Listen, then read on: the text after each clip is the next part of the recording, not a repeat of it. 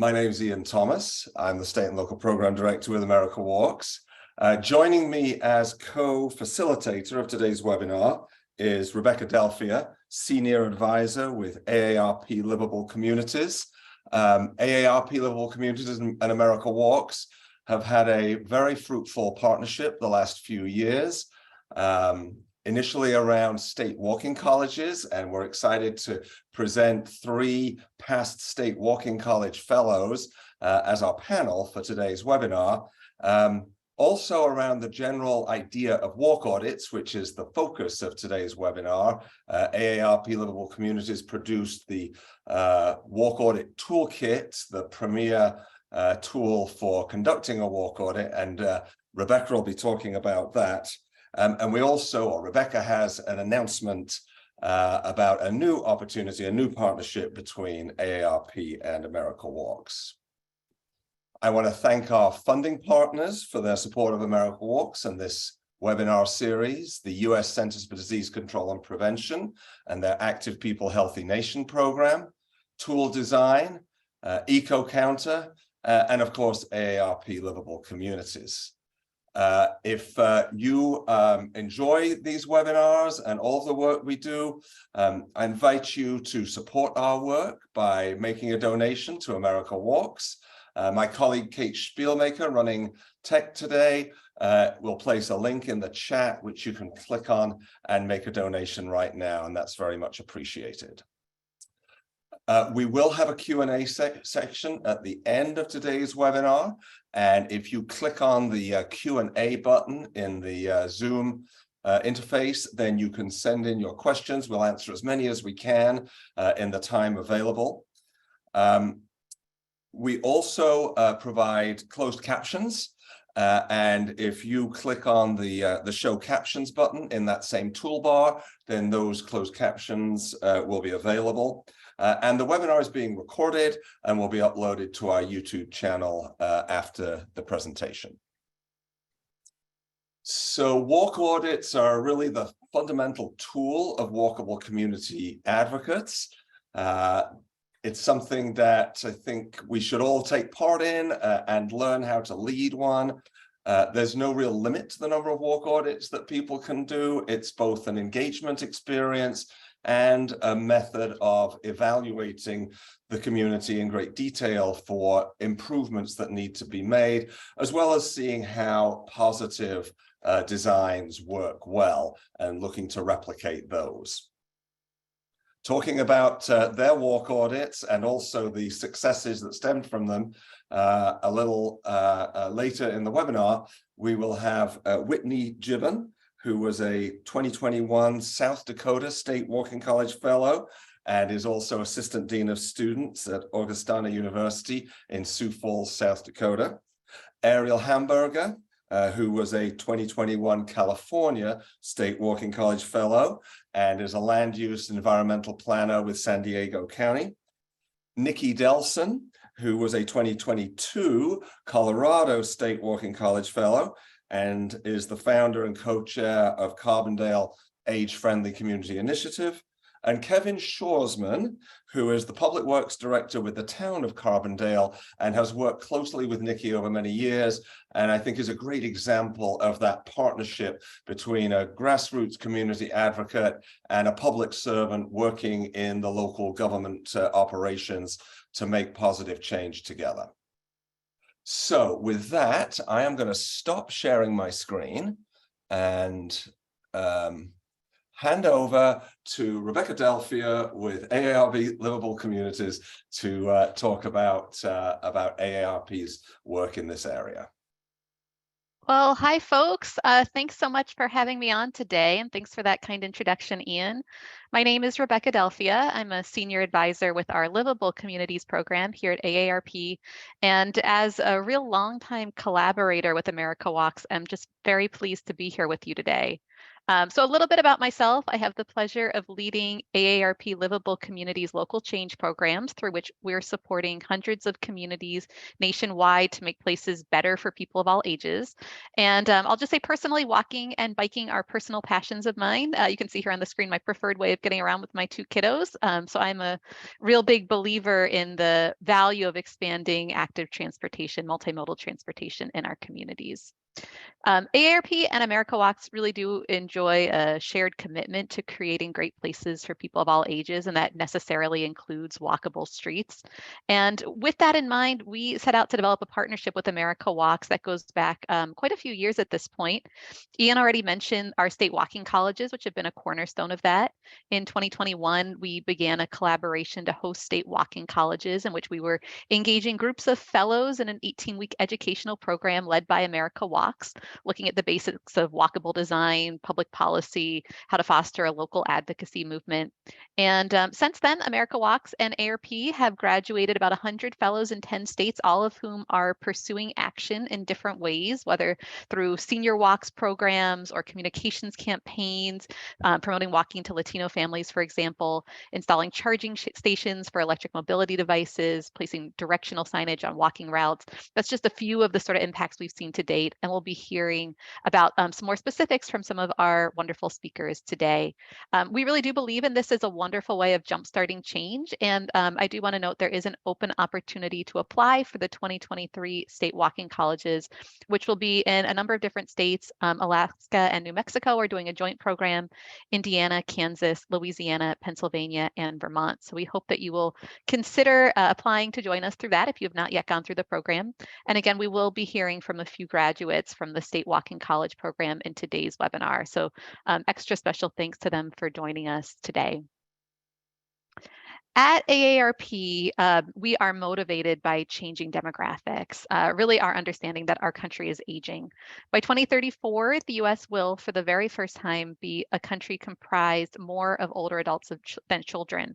And knowing that turning point is on the horizon, for us, we view as an opportunity. We view the coming demographic changes as a reason to provide a catalyst to revisit common development practices that have over time historically generated more problems than promised, particularly for older adults. So that's really where our work comes in. We're invested in creating livable communities because we know that in order to support people to live their best lives, to live independently, to age in place, we have to create communities that respond to the needs of older adults.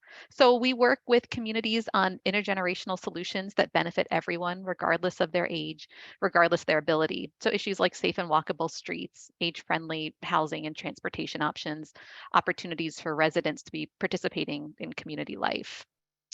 And I think that the work on safe walking and biking is really a perfect example of this. We're invested in walkability because this is what the data bears out. This is data here that was compiled by the League of American Bicyclists as part of their benchmarking insights on older adults report. And it shows that more than ever before, older adults are biking and walking instead of driving. They're choosing to walk or bike, that is people age 50 plus, to commute to work, to run errands, just like younger generations. And so I think it's really fair to say that older adults are an important, a growing share of the nation's pedestrians and cyclists. But with that understanding with that increased activity is the very troubling news that traffic deaths for older cyclists and pedestrians are a growing share of all motor vehicle related fatalities. In fact, people age 55 to 64 have some of the highest per capita rates of being killed while walking and biking. Older adults have been disproportionately harmed by traffic violence, and that's increased for people who walk or bike, especially when we look at the years 2010 to 2014 compared to more recent years 2015 to 19. Those fatality rates for pedestrians and cyclists that are age 55 and older have increased. So we view that very much in and of itself a very troubling problem, but exacerbated by the fact that walking and biking are really key for staying healthy and active for many older adults. So it is with that context that AARP created the AARP Walk Audit toolkit. I think Ian introduced this concept a little earlier. For anyone who may be unfamiliar, a walk audit is basically a simple activity in which an individual or a team observes the walkability of a location and documents how and if pedestrians can safely travel along a street, get from point A to point B. So our Walk Audit toolkit is a really great way to get groups together to walk around a neighborhood, to walk around an intersection, to identify what's working and what's not as a way of building support.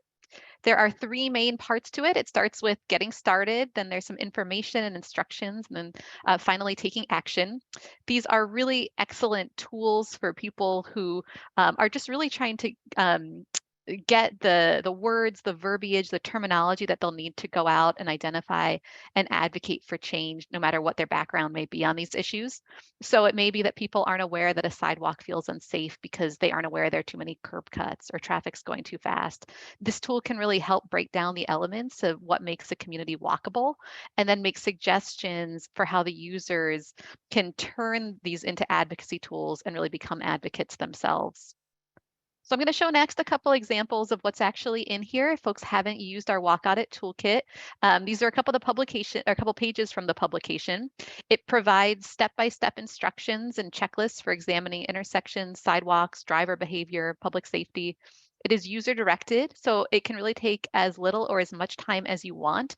It could be 15 minutes at a busy corner, or it could be really several hours documenting several neighborhood roadways.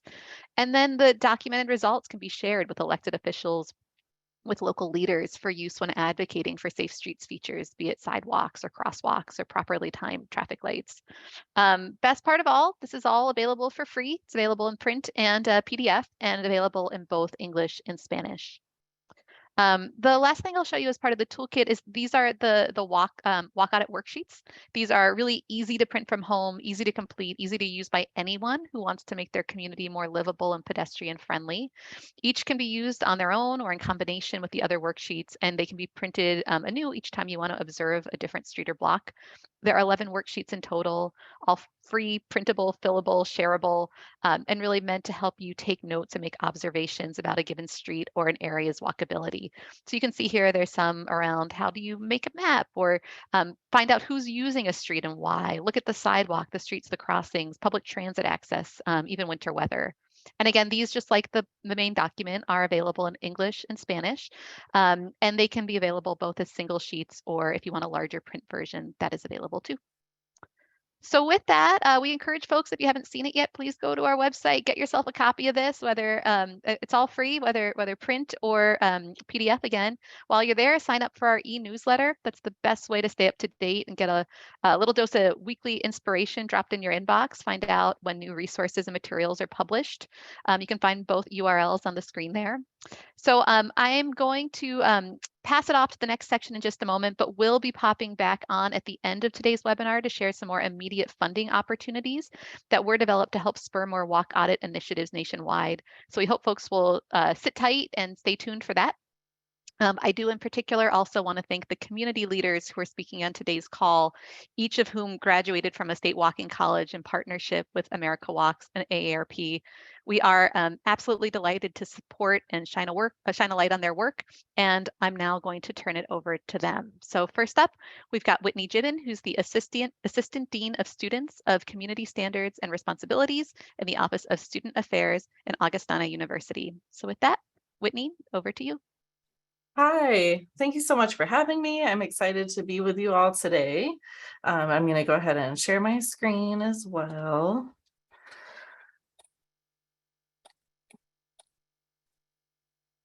All right, so as she said, I'm Whitney Gibbon. I'm the Assistant Dean of Students at Augustana University in Sioux Falls, South Dakota. We are a small private liberal arts college, but I had the opportunity to participate in the South Dakota State Walking College, and it's really been able to inform a lot of our work, both in my previous position working within facilities, and then now as part of more of the community citizenship role. So I'll tell you a little bit about my walking fellow journey. I graduated from the South Dakota State Walking College in 2021.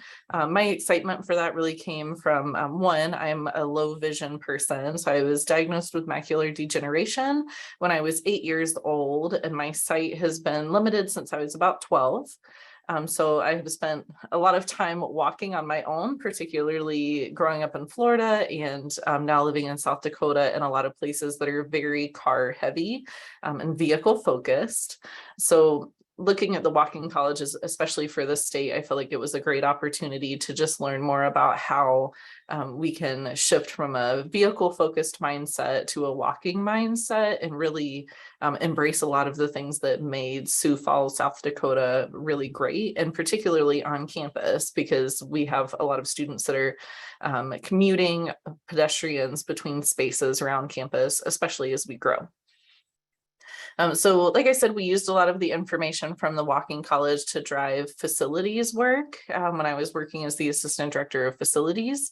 But now that I have shifted into the assistant dean of students, working more with students on behaviors and actions on campus, it's really an opportunity to shift that from focusing on just the physical to how do we take the physical parts of campus and make them spaces that we can advocate for, activate them in a way that encourages walking, biking, and other types of transportation so that we can limit that reliance on cars. And then, like I said, I just have an interest on my own in disability rights, sustainability, and then the community planning. And then, of course, as I was graduating from the walking college, I was also creating these lovely babies that you see. So thinking of their future and how they interact with their community really drives me to make the space even better, not just for myself, but something that they can enjoy, their friends and their family as they grow up. So the area that I did for my walk audit included our area around campus. That's my scope of ability to change things. So that's where we focused on our significant pedestrian traffic. So as you can see by the map, this is a main, like our walking area of campus, which is not encumbered by many parking lots. But as we get to the perimeter of campus, we have a significant amount of people who use this as exercise walking. This is where our bus route, our bus routes are. And then we have a significant amount of students that move from our north campus onto our south athletic campus, including a very exciting addition of a hockey facility, which will include 3,000 seats. So we'll continue to increase that pedestrian presence for a lot of campus. So that's the area that I wanted to take a look at. The blue and gold spaces here.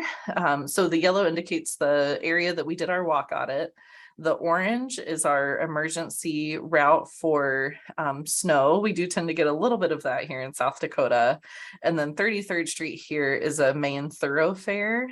So significant amounts of traffic, particularly like heavy truck traffic, commuting traffic. So the blue and gold squares that you see are the established crosswalks that we already have, all of which have curb cutouts, which is great. This one here on Grange Avenue and then the one on 33rd Street also have signage. The other ones do not. They have like the crosswalk signage, but there's not any additional signage there. And then this star down in the lower left-hand corner indicates a diagonal crossing. One of the great things about doing walk audits is finding people that can be advocates for you as well. And we have a great advocate within our Department of Campus Safety. So they petitioned to the city to get a diagonal crossing here. And that has been a game changer because that stops all traffic and allows everyone, you might also refer to them as pedestrian scrambles. So all pedestrians can walk any direction here. And will not have any traffic moving while they're doing that. So again, significant thoroughfares and emergency snow routes, and of course, major construction as we work on our hockey facility here. So a lot of things to take into consideration as we have people who are moving around campus.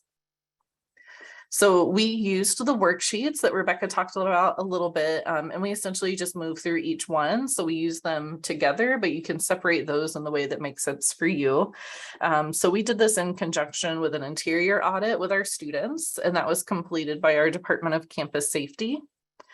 So as I was working in facilities, we were responsible obviously for the physical side of campus. So working with them to get the information students have and then putting that into a way that we could express that to the powers that be that control the funding and make sure that we have a plan for how we tackle these issues moving forward. Our city is also very involved. They did a lot of programming and advertisements for the Walking College, and they just have a pretty good grasp on what's happening around certain areas. So they completed a light audit around our campus. They also complete a public walk audit for public sidewalks every year and let us know if there are areas that we need to address, like concrete that's pushed up and those sorts of things. And then they also have See Click Fix, which is their opportunity for essentially like a work order system. So people who are walking or traveling can report things like potholes, sidewalks, bad curb cuts, snow removal, and those go directly to the city and then get pushed out to the right people. So we have a really good partnership with them. And then we also had an ADA campus audit done a few years ago that we used the information to guide where we needed better wheelchair access, those curb cuts and slopes and those sorts of things. So we compiled all of this information along with what our partners gathered from the light audits, the interior audits, and that really just helped us to put together a plan. So kind of like I talked about, we're not necessarily the people that can say what the budget is, but we can say, here are the things that we want to tackle and why. And so to have this type of worksheet where we can show people the why and more of the quantitative made it easier to understand the qualitative, like why we want these spaces to be better for people who are walking, well, because they're already walking there. And here are the things that we can do to make that better. And then I like to call it sharing love. We also got to travel to a college housing and facilities conference, and we were able to utilize the Walk Audits on site as part of the workshop. So this was in New Orleans, which a lot of people would probably consider a very walkable and friendly area. But to kind of put it into a different perspective and think about the things that you're not necessarily considering as just an able-bodied walker, and really being aware of the space around you is incredibly helpful. So to see it in Sioux Falls in an area where it's very vehicle friendly, and then to also take it somewhere that feels very pedestrian friendly and compare those two was really interesting. But what I would encourage is if you work with other colleagues in your fields, or as you're looking at the Walking College, we think about some of those other people that you could involve that would really enjoy having this this type of worksheet and advocacy feedback process. Yeah, so we shared the Walk Audits as a tool, and then we performed the Walk Audit there. So even having the opportunity to do it with another person and get a different perspective was really interesting. So that is what I have. I will now turn it over to Ariel to tell you a little bit more about her experience. Thanks so much, Whitney. Bear with me while I share my screen.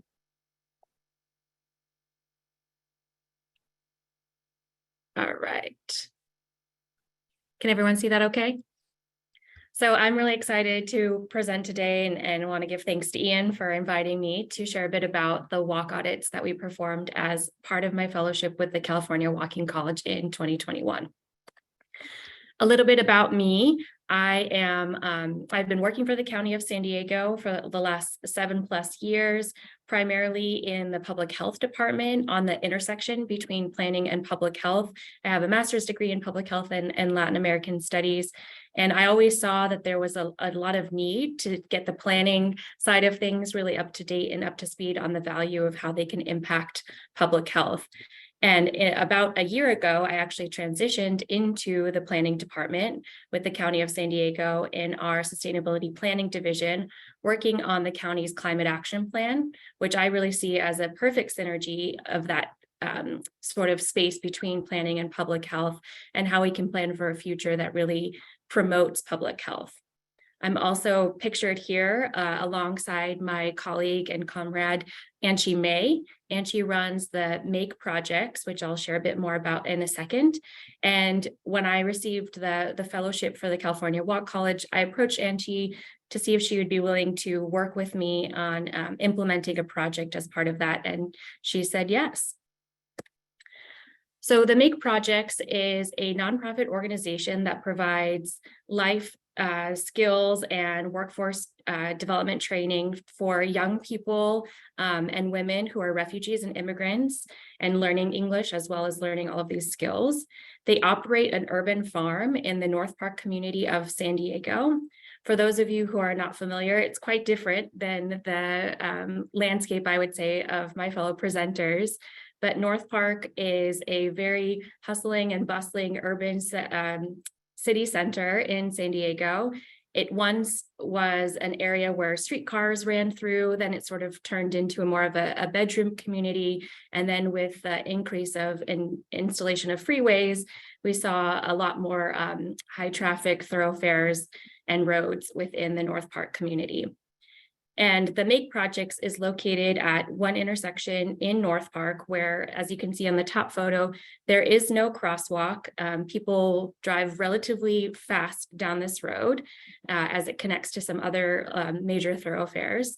And so we were really interested in seeing how we could improve both safety and beautification as a means to increase pedestrians around the area. Since although it might be a more pedestrian friendly community than other parts of San Diego, people still choose single occupancy vehicles as a means of getting to and around the neighborhood.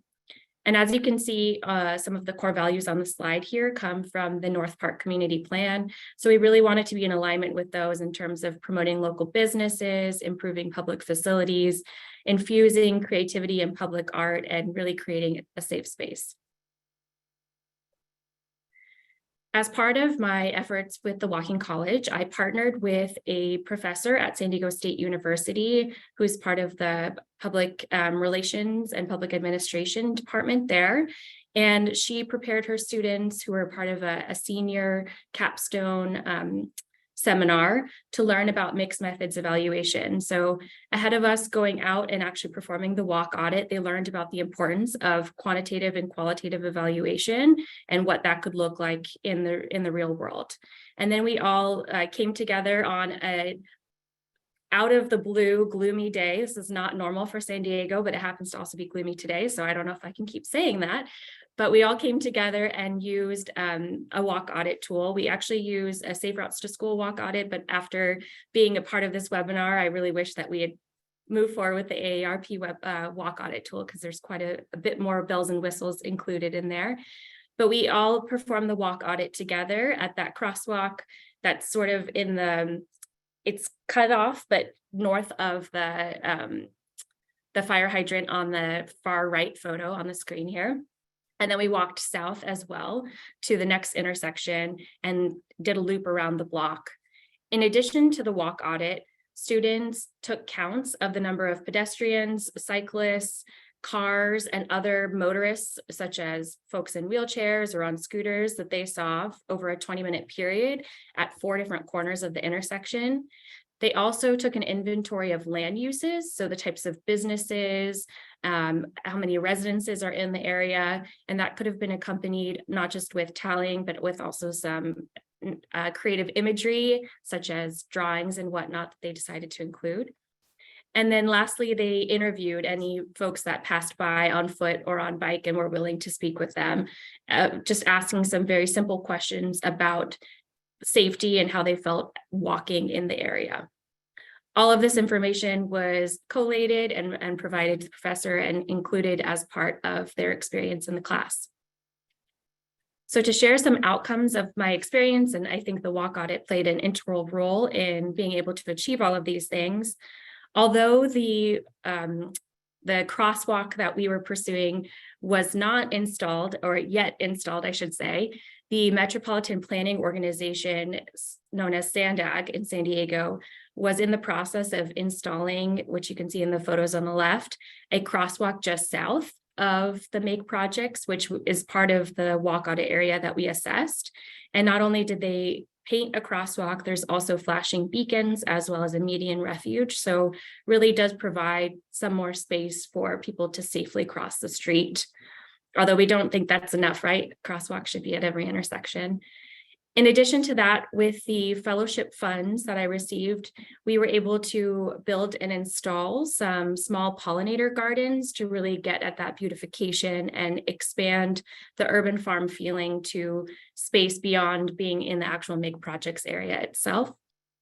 And then lastly, we were able to very easily and effectively request free bike racks be installed next to the MIG projects from the city of San Diego, which subsequently led to a discovery that the city actually has this free bike rack program that's pretty underutilized locally. And so with a little bit of nudging, we actually were able to get the city, their communications department and the department that oversees this program to develop a flyer both in English and Spanish to promote that this program exists and that businesses or anyone who gets the green light from a business can actually request the installation of bike racks. And that concludes my presentation. So now I'll hand it over to Nikki and Kevin for the next part.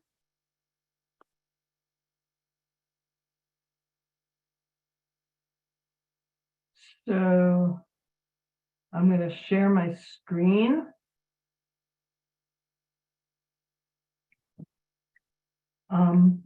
I'm Nikki Delson. I am the co-chair of the Carbondale Age-Friendly Community Initiative. And I'm going to share with you how Carbondale Age-Friendly Community Initiative became involved in doing walk audits and the value of using community members in order to help the government, your town, your city, do what they are charged with doing anyway. So the beginning picture was taken in 2018 when a friend and I, her name is Judy and she's the other co-chair of the Carbondale Age-Friendly Community Initiative, we're taking a walk and just, I guess really what we were doing was just complaining about all the ice on the streets.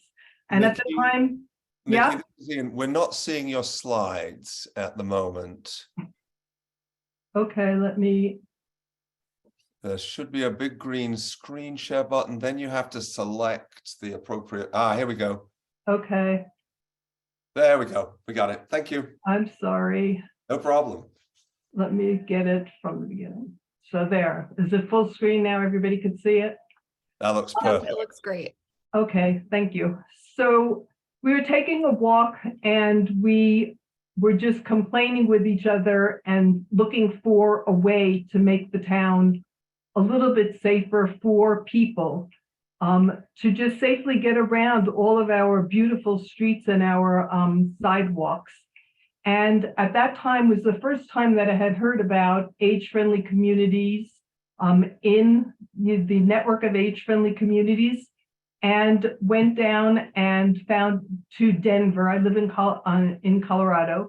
Went down to Denver, found out more about it at a conference, and that was where I first heard about walk audits. This was at the very end of 2018. The two of us together said, well, we could do that. Let's form an age-friendly community. I think the thing that I want to say and make sure that I get out to all of the people who are listening to this is that our group is not affiliated with any government structure. We're a loosely organized group of older adults. And I think that when we first started, our average age was probably about 72. So let me see if I can make this slide, get to the next slide. This is a picture of Carbondale. We're in the Rocky Mountains, about 30 miles from Aspen, Colorado. This loosely group of older adults, I think that the advantage of being an older adult that has now retired and come to this community is that we're no longer worried about creating resumes. I think we're more invested in creating legacy. And so when we first started, our mission was to really be visible, vocal, and contributing to the community. And I say that because all of us had been contributing all of our lives in the careers and the professions that we had chosen. And in retirement, after you get finished just like skiing and biking and scuba diving or whatever it is that you've been waiting to do, the feeling of being relevant becomes once more important. And so in the town of Carbondale, which is about 2 square miles, we decided that our very first action as an ad hoc kind of group would be to make the town more pedestrian friendly and to really make the town live into its own vision of being less dependent on automobiles to get around town. So in the very beginning, when the winter brought mobility issues, we heard that the town was having a work session on mobility. Truly in the background at this time, what the work session was supposed to be about was bringing WeCycle bicycles into the town. But it was labeled mobility. So what we did is we created an initiative that we had signed by 186 citizens, and we filled the town chamber, and we asked them to make our trails and our streets more walkable, more safe for pedestrians and cyclists, and we said that we wanted to help them to do it. We wanted to be the contributing members of our community and work together with government to make this happen. Because we're an ad hoc group, we don't have direct links to community, to the staff or to the people who actually could make something happen. But at the time, I happened to be on the Bike Pedestrian Trails Commission. My background is as a cyclist and a hiker. And so we really realized at the very beginning that in order to make anything happen, we were going to have to work with boards and commissions and create personal relationships, not because we were doing it just to achieve an end, but to really know who the people were and the value and really learn the shared values that we had in moving forward. And I mentioned town staff in addition to the boards and the commission because the town staff work so hard on behalf of the community and creating relationships with them and acknowledging all the hard work that they do also helps to bring about change and enables you to have the ability to just go in and chat with somebody. And one of the things I have to say about Carbondale is that every single door was open to us when we started doing this work. So in the beginning, what we were doing before we even started doing walk audits was learn who in the community were the pedestrians. We were older adults walking and very, very active older adults, but there are people along an entire spectrum in the community that are aging in the community. And one of the things that AARP does say, even though it's focused on older adults, is that when you plan a community for the very young and the very old, you're also planning for everybody in between. And of course, we live in a town where we also have to give the right of way to the cows as they move from the high elevations to the lower elevations.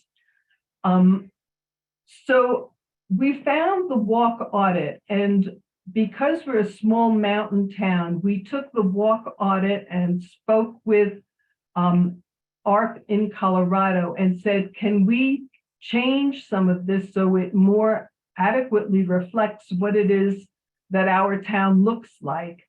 And we used the walk audit, but we did make some very big changes. And in addition to filling out the forms, what we decided to do was to walk and take pictures of all of what we thought were the impediments to walking around the town of Carbondale for both bicycle and pedestrians and automobiles, and document all of the conflicts that we might incur.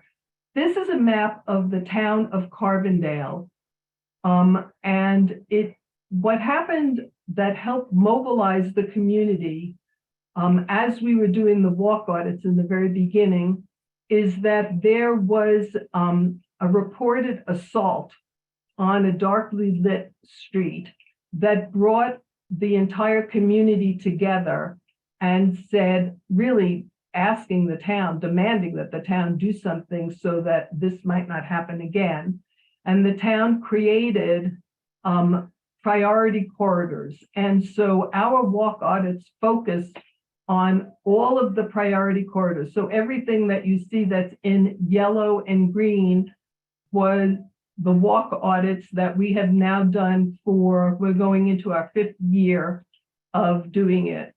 The very first walk audit that we did, we prioritized one very, very dangerous roadway that's right over here.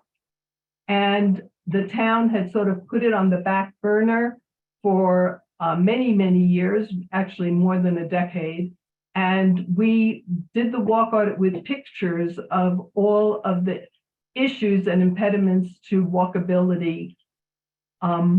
We also documented what are some of the consequences to people when the streets are not safe.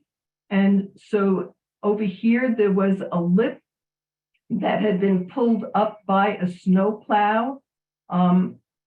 Pedestrian got their foot caught in it and broke a bone. This is just a raised sidewalk. We asked Kevin, and I'm going to turn this over to Kevin to talk a little bit more about it, how elevated a sidewalk should be before we indicate that it is a hazard. So this person got his foot caught in this elevated sidewalk, went face down and got a concussion. This is an area where there is an entrance to a park. This woman, because a truck parked right in front of it, had to walk down a very, very busy street. Oh, I'm sorry. Let's see if I could go back. In order to get into the park. This is a picture of a pipe. It was a sign that was on a sidewalk that had been cut off, but not at not at the street level. And so a gentleman who was walking with a cane got his cane caught in here and was transported to the emergency room. And this is a picture of a sidewalk that goes absolutely nowhere. It just stops in the middle. And so pedestrians are forced to walk in the middle of the street. So we documented all of those, and a lot of those pictures appear alongside of our walk audits. Because we've been doing the walk audits and have worked so cooperatively with the town staff and with Kevin from Public Works, we've been able to do annual walk audits of all the priority corridors for the past 5 years. The walk audit has been a catalyst for major infrastructure change within the town. That intersection, that section of roadway that I was telling you about that had been put on the back burner for decades. We've been able to help work with the Bike Pedestrian Trails Commission and Public Works to help double the allowance for maintaining sidewalks. We have had pedestrian access now embedded into the updated comprehensive plan. And going forward, we want to make sure that all of these are actionable by helping to bring about changes in the Unified Development Code and the Building Code. So I'd like to turn this over to Kevin, because without Kevin, none of this could have happened without the cooperation of the Public Works Department. So Kevin? Thanks, Nikki. In the interest of time, I'll try to keep this fairly short, but from a bureaucrat's perspective, the effort that was put in by CAFKE into doing these walk audits really was viewed as a benefit by the town. I put it very bluntly, but we have a very small crew to take care of our streets and sidewalks in town. In fact, it's 5 people. And rather than us spending our time going around looking for problems, the fact that Nikki and the folks in CAFKE were able to get out there and do these walk audits and then give us the information, we were actually able to go out and fix the problems instead of spending our time looking for them, which I think was a great win-win.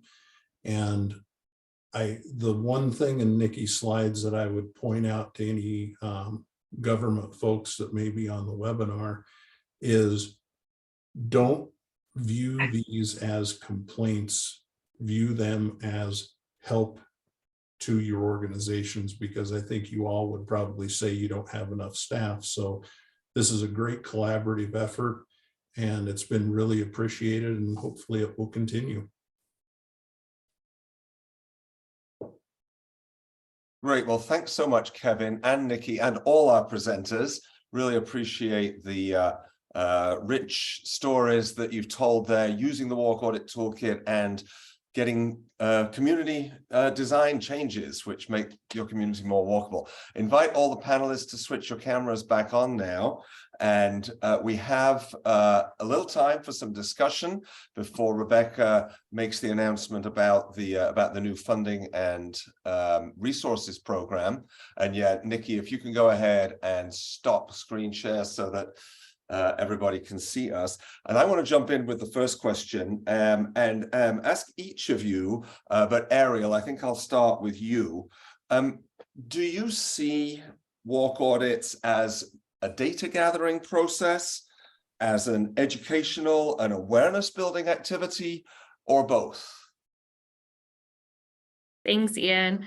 And thanks everyone for all the presentations. I really enjoyed being a part of this. So I would say, I think that I sort of answered the question in my presentation, right? So bringing in university students, which I'm sure Whitney can attest to as well, it's a really great opportunity for them to learn about how to perform field research. So from that perspective, as a learning tool, I would also say the data is super powerful, but I agree that those personal stories like what Nikki shared is also very important to actually getting change done. And then I would also say, so in terms of it being like a tool for change, but then also being able to take the walk audit information and accompany it with a lot of other pieces of information. So someone was asking in the chat about eco counters, which I think is another really wonderful tool that is a bit more passive and is able to collect information over a longer period of time. Having all of those bits and pieces and giving the full picture from the personal story to the long-term impact is really very helpful. So thank you.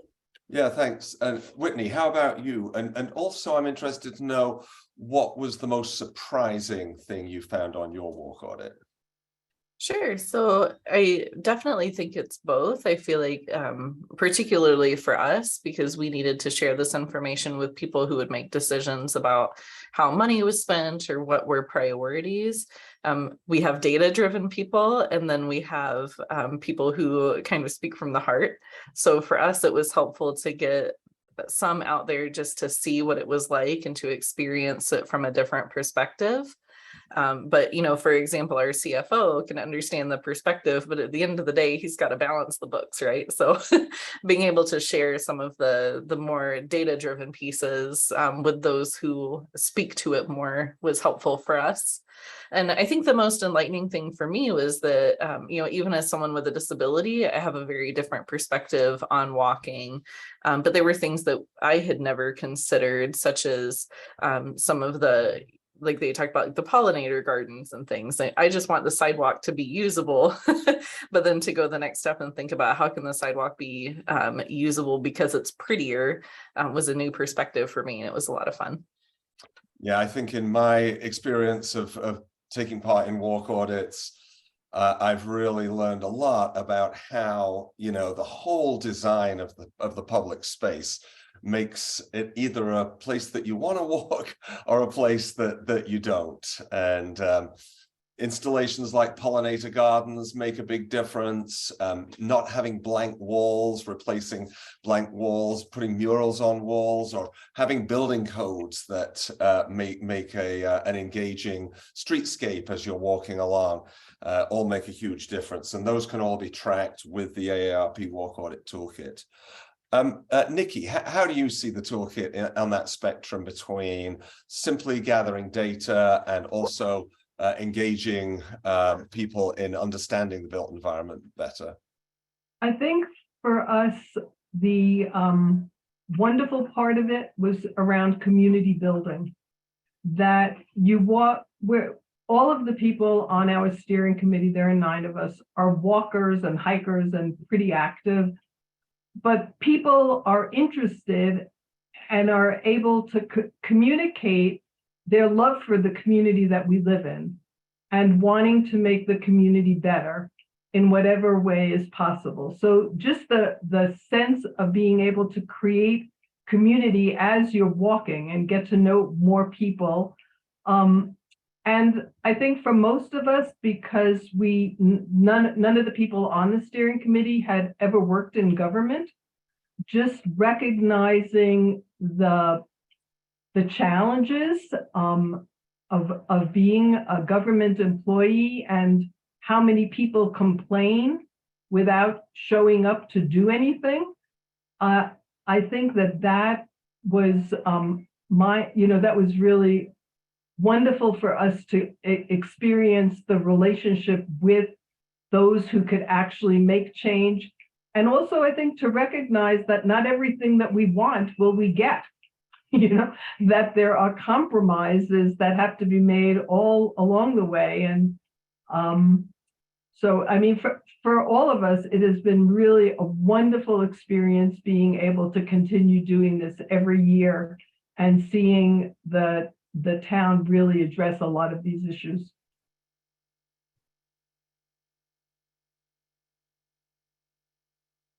Rebecca, do you have a question for the panelists? Sure. So we're going to make this, I think, a rapid fire final question for everyone. So think of this as like Twitter length responses if we could. But there are a lot of great comments in the chat about how to make your walk audits inclusive of people of all ages, of people all abilities, both in terms of actually doing the walk audit and also the language we use around the walk audit as well. So if you can all each just give me, again, that sort of Twitter length response in terms of how you think about that sort of inclusivity, all ages, all abilities in planning your audits. So we'll start with Whitney, then go to Ariel, then Nikki and Kevin. Sure. I would say social media is a great place to start, especially if you have like public facing social media that you can share that with. Obviously, it takes a little bit of critical thinking and making sure you're getting the right people looking at it, and that you're getting the right responses. But I think that's helpful to just engage people that can share it and send it to the next person and make that reach a little bit farther. I think walk audits are a really awesome tool at quite literally thinking about walking in other people's shoes. Also, in response to that question, Ian, that you posed about what was most surprising, it's really interesting to take a group of students out who otherwise would not be thinking at all about where they're walking and see what they notice and how unsafe they ultimately actually feel in certain situations.